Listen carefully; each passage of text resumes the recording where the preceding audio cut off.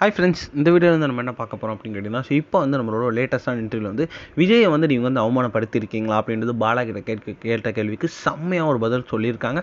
அந்த ஒரு விஷயம் தான் இப்போ வந்து இன்டர்நெட்லேயே அதிர வச்சுட்டு இருக்கு. ஸோ அதை பற்றி அந்த வீடியோ நம்ம டீட்டெயிலாக பேச போகிறோம். ஸோ விருது விழாவில் வந்து நம்மளோட தளபதி விஜய் வரும்போது இயக்குனர் பாலா வந்து அந்த ஒரு இடத்துல எந்திரிக்காமல் இருந்தது வந்து இணையதளத்தில் செம்ம வைரலாக அந்த நேரத்தில் வந்து போயிட்டு இருந்துச்சு. ஸோ இன்னும் வரைக்கும் அந்த ஒரு விஷயம் வந்து தளபதி ஃபேன்ஸால் ஏற்றுக்கொள்ள முடியாத ஒரு விஷயம்.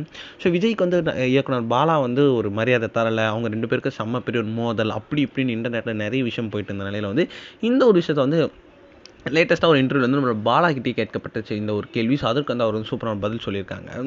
ஸோ இது ஒரு செய்தியாக ஆக்கப்பட்டிருக்கு அப்படின்ட்டு வந்து எனக்கு வந்து இன்னும் வரைக்கும் தெரில. இது வந்து தெரியாமல் அறியாமல் நடந்த ஒரு விஷயம் தான். ஸோ அப்படி இருந்தாலும் நான் ஏன் ஃபர்ஸ்ட் அவருக்காக ஏஞ்சிக்கணும்? என்னோட வயசில் வந்து ரொம்ப சின்னவன் விஜய். ஸோ நான் ஏன் அவருக்காக ஏஞ்சிக்கணும்? நான் ஏன் எந்திரிக்கணும்? அது மட்டும் இல்லாமல் இது வந்து ஒரு கவனக்குறைவாக நடந்த ஒரு விஷயம் தான். ஸோ ஒரு அவமானப்படுத்தணும் அப்படின்ட்டு என்னோட நோக்கமே இல்லை. இன்னும் சொல்லப்போனால் எனக்கு விஜய் ரொம்ப ரொம்ப பிடிக்கும். ஸோ ஒரு முறை நான் என்னோட பொண்ணு அதுக்கப்புறம் விஜய் அவரோட மனைவி வந்து பேசி கொண்டிருக்கும் போது வந்து என்னோட மகள் ஓடி போய் வந்து விஜயோட மடியில் வந்து உட்காந்துக்கிட்டாங்க.